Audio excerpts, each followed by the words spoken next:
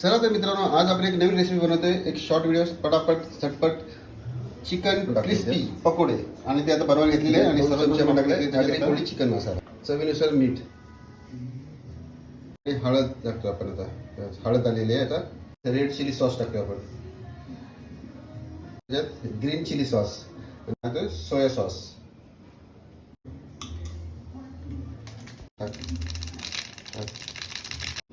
गरम मसाला, कॉर्नफ्लॉवर त्याच्या. आणि आता आपण हे पूर्ण आता मिक्सर मॅरिनेट करून घेतोय. नंतर मग एक अर्धा तास इकडे आपले आता चिकन पकोडे बनतात आणि एका साईडला शेजवान चटणीची तयारी चालू आहे. आणि पाहू शकतो मित्रांनो, एकदम जबरदस्त असा स्ट्रक्चर आलेला आहे. खातोय एकदम जबरदस्त चव झालेली आहे. हे बघा,